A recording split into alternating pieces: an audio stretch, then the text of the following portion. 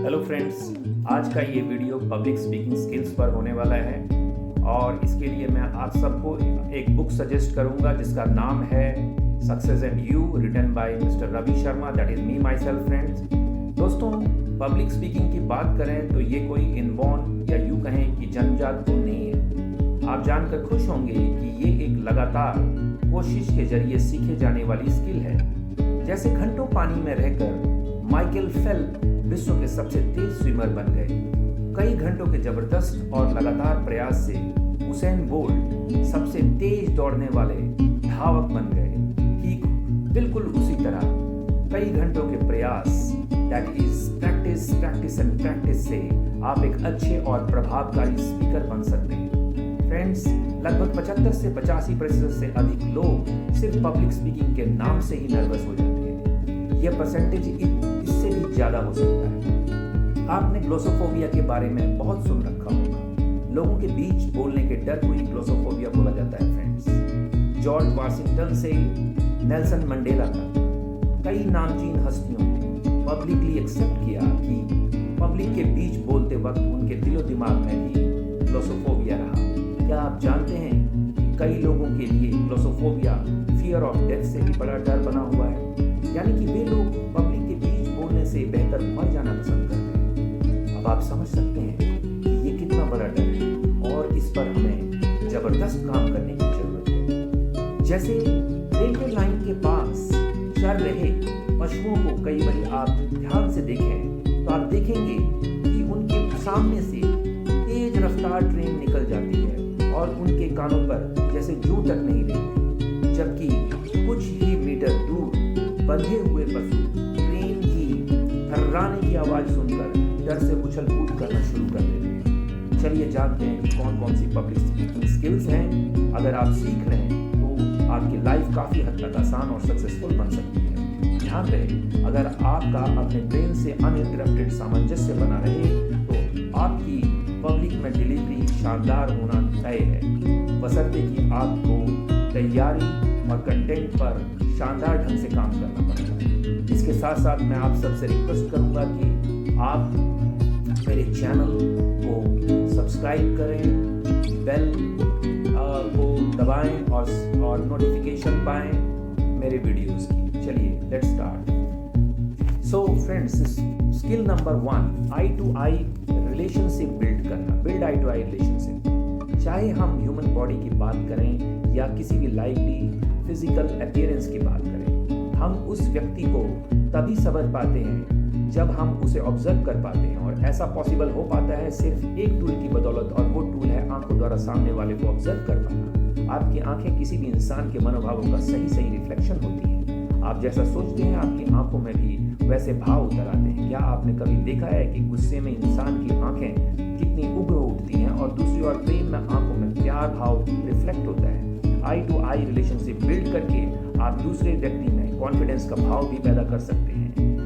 तो अब से जब भी आप सामने वाले से बातें करें तो कोशिश करें कि उसकी आंखों में आंखें डालकर बात करें, पर ध्यान रहे फ्रेंड्स, आंखों में आंखें डालकर बात करने का मतलब उसे घूरना बिल्कुल नहीं है। Skill 2, good understanding of current topics like happenings all around. आपका आपके आसपास होने वाली घटनाओं से पूरी तरह से अवगत होना बहुत जरूरी है फ्रेंड्स, क्योंकि कोई भी डिस्कशन तब तक आगे नहीं बढ़ सकती जब तक कि आपको current topic like happenings all around की पूरी जानकारी ना हो।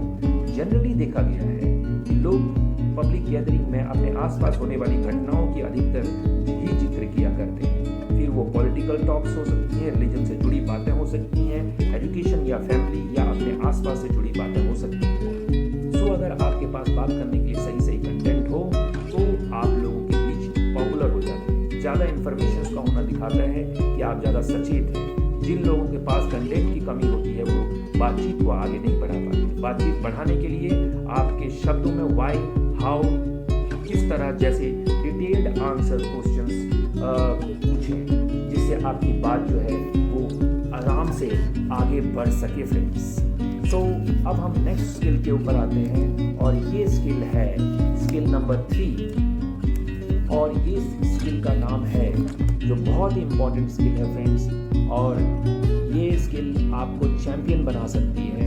ये एक मास्टर स्ट्रोक स्किल है और इसका नाम है act confident in your body language and in your talks.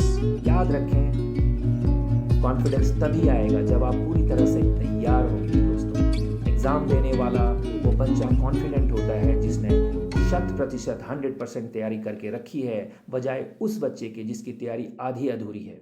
एक नया कार ड्राइवर जिसने सिर्फ अभी तक 100 किलोमीटर तक की ड्राइविंग की है, उसका कॉन्फिडेंस लेवल उस ड्राइवर से काफ़ी कम होगा जिसने लगभग 25 से 30 हज़ार किलोमीटर की ड्राइविंग कर ली हो।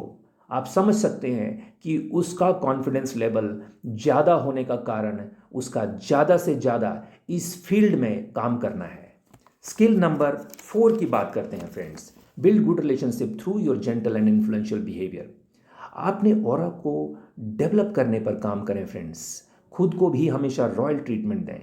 ध्यान रखें, आपका पर्सोना जितना प्रभावकारी होगा, आप लोगों को अपनी ओर उतने ही खींचते चले जाएंगे। जिस तरह से मैग्नेट में आकर्षण होता है, ठीक उसी तरह आपका जेंटल और प्रभावकारी व्यक्तित्व आपके रिलेशनशिप को ठोस बनाने का काम करता है। आइए स्किल नंबर 5 की बात करें। Skill number 5, emphasise on keywords. आपने कई बार लोगों को देखा होगा कि वो किसी भी बात को लेकर बहुत लंबी भूमिका बनाते हैं और ऐसे में उस बात का असली मकसद कहीं खो सा जाता है। इसलिए अपनी बात को शॉर्ट और जहाँ तक हो सके टू द पॉइंट रखें। याद रखें कि कम और टू द पॉइंट बात करने वाले की बात लोग ज़्यादा ध्यान से सुनते हैं, जबकि ज़्यादा बोलने वाली बात को नोटिस नहीं किया जाता। स्किल 6,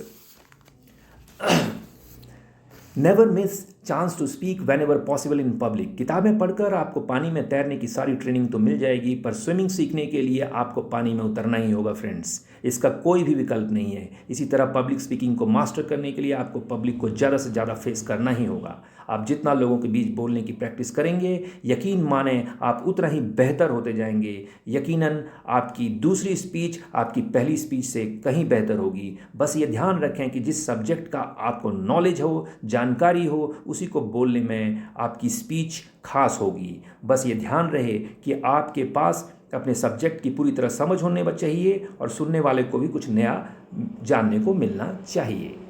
आइए फ्रेंड्स, अब हम अगली स्किल पे आते हैं और वो स्किल है skill number 7, speak soft but sensible.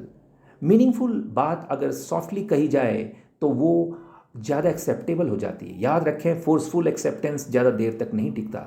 हो सकता है कि किसी दबाव में सामने वाला आपकी बात सुन ले, पर उस पर अमल करना पूरी तरह से उसके ही हाथों में होता है। आपकी बात मधुर हो पर साथ साथ बजनी भी हो तो यकीन माने सोने पे सुहागे का काम करती है और सामने वाले के दिल पर और दिमाग पर एक जोरदार इम्प्रेशन क्रिएट करती है फ्रेंड्स। सो अपनी बात को सॉफ्टली कहें, लेकिन आप